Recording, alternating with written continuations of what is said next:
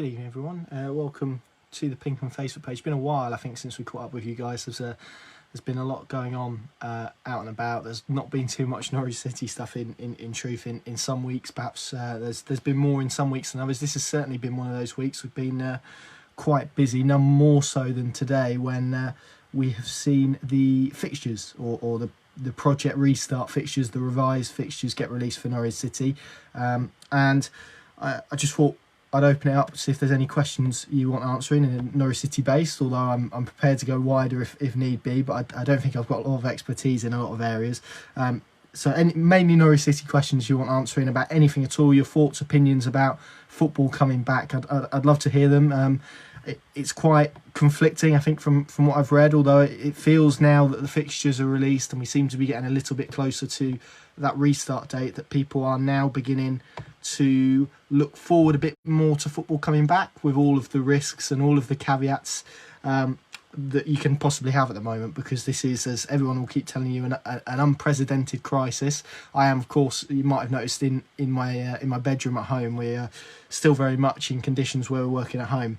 Anyway, let's talk about the fixtures. They got confirmed today, although we kind of knew them yesterday. The Times released a report essentially with all of them in.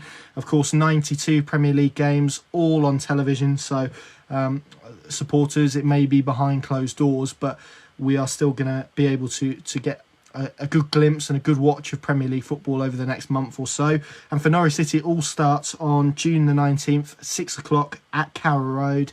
Southampton travelling. Of course, that was the fixture that Norwich City were scheduled to play back in March when the Premier League got halted. That is on Sky Sports, I believe, free-to-view channel, which I think they're calling Pick, or is already another channel. I'm not too knowledgeable with Sky Sports channels, but that is free-to-air as we understand. So that is the first one. They kick off essentially the first weekend back in the Premier League. That's after the sort of the games in hand. And then Everton come to Carrow Road on Wednesday the 24th of June, so just a few days later. That's another 6 p.m. kickoff, and that is the second ever Premier League game to be broadcast on the BBC. I think Crystal Palace Bournemouth is the first one, which incidentally was the first one on Amazon Prime as well. So that fixture is obviously one of the more glamorous ones at the moment. But Norwich City Everton, so they'll get two of their 5 home games out of the way within the first few days, really. And then it's Saturday the 27th, which is the big one. That is the FA Cup quarter-final, again on the BBC, against Manchester United. 5:30 kickoff, so half an hour earlier. But crucially, that is being played at Carrow Road. There was some talk around whether it would have to be moved to a neutral venue and whether the police would recommend that it would be one of the fixtures that they feared maybe supporters could congregate at. And we've got a little bit piece in the paper tomorrow about supporters congregation and the ramifications of that.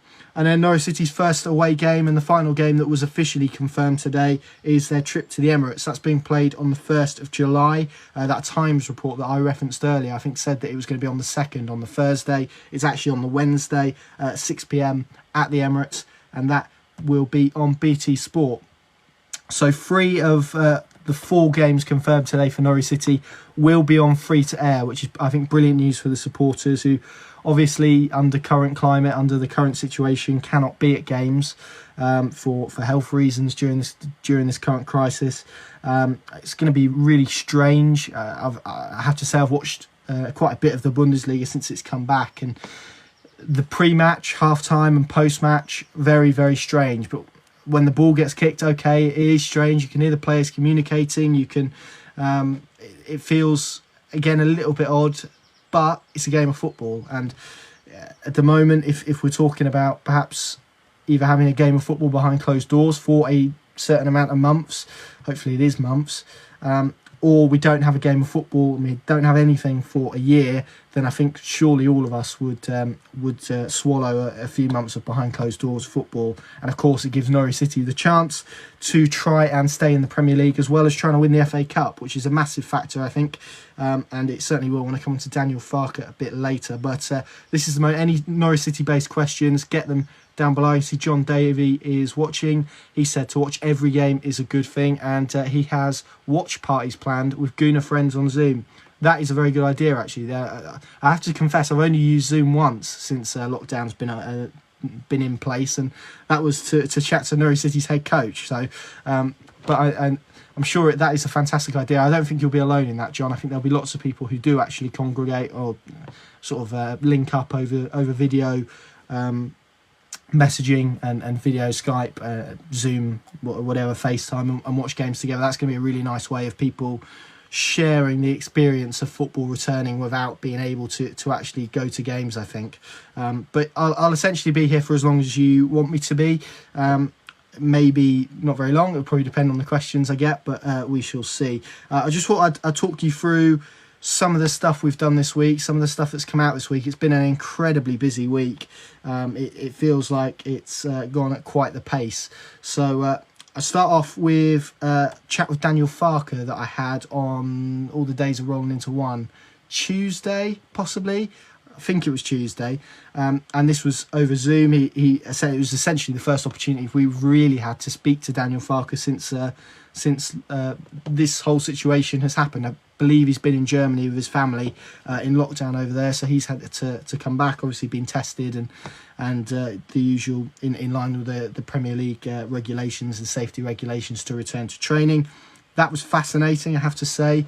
He spoke in depth a lot. I asked him about the Bundesliga, whether he'd watched it, whether he was surprised it came back.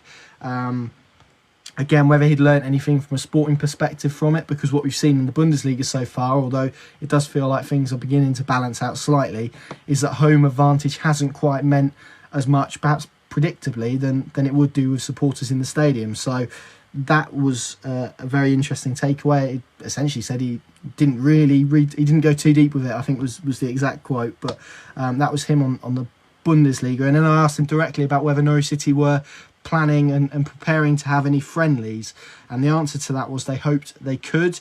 And the news that has sort of developed throughout the week is that teams are going to be allowed to have friendlies. However, it doesn't seem like they're going to be set, or they are going to be set rather, in a certain time zone, so they can only travel so far. That's believed to be around 90 minutes, although there may be sort of special cases. I know Newcastle have been exampled. I think Norwich probably would be as well, given that the majority of clubs they have around here, which I'm sure will provoke a little smile from some of you, are the lower league clubs, the League One, the League Two, or even non-league clubs. There's not a massive amount really of Championship clubs.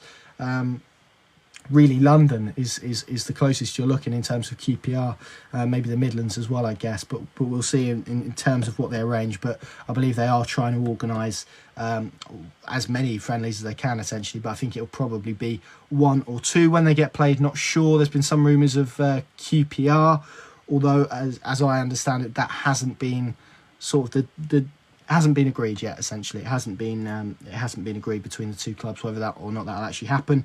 And of course, we've got this almost jumpers for goalpost situations for friendlies, where coaching staff looks like they're going to have to referee the games because Premier League referees haven't been tested yet.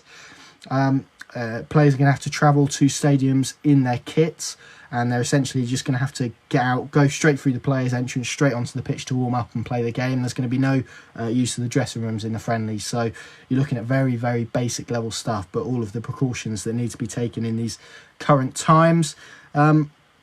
So that was interesting. We'll see whether or not Norwich City do decide to have a friendly, and if they do, how public they decide to make it. But I think Daniel Farkas would like one. In fact, he told me he would like one, just to get used to empty stadiums. It's quite, I would imagine, quite a difficult concept to grasp, really, if you go from playing in front of these masses of crowds and masses of people, and suddenly that's reduced to nothing and it's silence. And I think that has taken some getting used to. I think if anyone watched the first round of Bundesliga games, it was very much sort of a few players looking around a bit like that, and it was perhaps a little bit of an acclimatation period as well.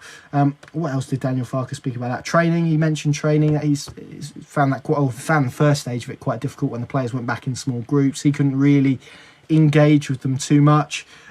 He then went on to reveal that actually team meetings have been very difficult because, of course, players can't gather essentially in big groups, so the ability to sort of open up the meeting rooms and dissect little bits of training just simply haven't been possible because of the nature of this situation and perhaps what we find ourselves in at the moment. So it's a very interesting time for football, I think. It's a very interesting time for lots of things and lots of reasons, but equally, I think most people now understand that it is for the right reasons, and things are happening now and things are moving because football needs to come forward, not just for the supporters but also for the business element as well. And that leads me quite nicely onto some of the stuff that Stuart Webber has been saying to Five Live. He did an interview with Kelly Cates and who's in there as well, Pat Nevin, Rob Green I think was in there. They're having a discussion about how football looks after the pandemic, and he made an interesting point that actually this almost period has exposed how badly run some football clubs are, because their tap of income's been turned off and suddenly they find themselves in trouble. Perhaps less so at Premier League level because the TV revenue is so substantial that really clubs aren't ever going to get themselves in trouble. But if you go further down the pyramid, then that certainly is the case. Lisa Jack, hello Lisa, hope you're keeping well. She said the youth team are used to playing in front of empty-ish stadiums, may help us with our youngsters being used to this scenario. That's a very interesting point, Lisa. Very accurate as well. I think Dave spoke to Josh Martin a week or so ago, and he made this exact point, that he might be better suited to it because of the youth cup games that he's had to play in when there's only one side of the stadium, or limited crowd, or training ground games either. So it could give an opportunity to Norwich City's young players. And of course, with the substitutions now being increased to 5 per game, and you can now have 9 on the bench instead of the conventional 7 until the end of the season, that makes it very interesting, I think, in terms of those young players and how they take their opportunity and how they make their mark in the first team. So Josh Martin, I would say, is potentially one to look out for when the squads get going again. And of course that could mean that we see Mo Leitner again as well, equally. So this could throw a lot more players back in the mix. Of course, with the 5 substitutes, it's not going to be a case that teams use them to waste time. They will essentially get certain slots to make those substitutions. They can only make they can only have 3 substitution breaks beyond half time, essentially. So that doesn't change. It's just a case of they can obviously now make a triple change and a change with 2 players. But if they want to make 5, then they're going to have to make more than one at one time, essentially, which is a bit confusing. But I think we'll get there in this new world of football. I have to say, there was a report this morning that Norwich City actually voted against the substitution rule. That's, again, just a report. I haven't had that confirmed. But what it does suggest really is that the teams who are going to benefit from that are going to be at the top end of the league, and they're going to be the team with really deep squads. And Norwich City do have that a bit more now with the injuries coming back, but perhaps don't possess the quality of some of those big clubs. Certainly for the FA Cup tie, that's going to be, if Norwich take the lead in that and Manchester United suddenly throw on £300 million of talent, you struggle to see really how that's in the spirit of the competition. But alas, it's a new footballing world as well as a new normal, isn't it? So we're just going to have to grin and bear it for the moment. But yeah, back on Stuart Webber, he mentioned that. Also some interesting points around the Premier League meetings. He was quite vocal, really, and again, there's a bit in tomorrow's paper about this, that he said people have been talking about health before wealth, but from his perspective, the conversation has been flipped on its head. It's very much been a case of wealth before health. And almost clubs have had to make the environment safe to accommodate the fact that the Premier League is being pushed back, which I think we all know, really, for the wealth of it and for the money involved, because the TV rebates for every club would be so seismic that it would put a lot of clubs in trouble. It was interesting, again, getting a little bit of an insight from Stuart in terms of how those meetings operate, and how perhaps you've got a lot of the one half of the table which are again the top 6, and you have to try and keep them at the table, of course, because then if those top 6 essentially grow tired of the way the Premier League is going, then they could leave and form a new league. And as Stuart Webber put it, the Premier League product, if you want to call it a product, would be significantly weaker. Would the competition? Not sure, but the product and how they sell it certainly would be. And he claims that there's a lot of clubs perhaps siding with the bigger boys in terms of on the votes. And he also said, he referenced the Matthew Said book in terms of rebel identity and how all of the boards look the same, and perhaps there's not enough opinion around the table, which was really quite an interesting and valid point, I think, if we look at it as well. So that was Stuart Webber. Had a fair bit. I mean, it's amazing, really. We're in the middle of a global health crisis, and still we're getting transfer stories thrown at us. The first one of the week, I think this was Monday, first thing Monday, Sheffield Wednesday fullback Morgan Fox, who was out of contract at the end of June, linked with Norwich City. But as ever with these things, I think he was linked with three Premier League clubs: Norwich, Burnley, Bournemouth, a few Championship clubs, Rangers. And to me, I always get a little bit sceptical when you get a transfer rumour that is perhaps Norwich and a set amount of other clubs, when, I don't know, perhaps ordinarily, if it was a concrete link and it wasn't just agent talk, then we would be looking at Norwich as the sole club. A few comments, I'll just get through those before we move on to Max Aaron's. James Burton, hi James, hope you're well. Leitner must feature in my opinion. Yeah, it's been interesting. We've certainly seen some shots from the club of him training again. I wonder if he's just beginning to work himself back into the fold a little bit. And again, it may favour him that Norwich City have these increased substitutes. It's an opportunity for him to either get into a matchday squad or make an impact off the bench from the off. But I'd certainly like to see Mo Leitner back in the squad. I think he's an excellent player. I think he's shown he's an excellent player as well in his time at the club. It's just a case of whether he gets a second chance or not. Howard has things set up for the big boys never. It does feel like that, doesn't it, sometimes, particularly with this new substitution rule. But the majority of the clubs voted it through. In order for a rule change in the Premier League, you need 14 clubs. You need a majority. And that majority was obviously reached. But as Stuart Webber said, it may be that a few of the clubs are siding with the bigger boys just to keep them sweet. But again, that's all speculation. Speaking of speculation, some more transfer rumours. I think this one came out this afternoon about Arsenal. Arsenal's interest in Max Aaron's. They've apparently been put off by Norwich City's price tag of around 30 million. I think it's Charlie Watts, who's a fairly established Arsenal reporter, who stated this. And again, this is interesting, and the whole situation around transfers is interesting because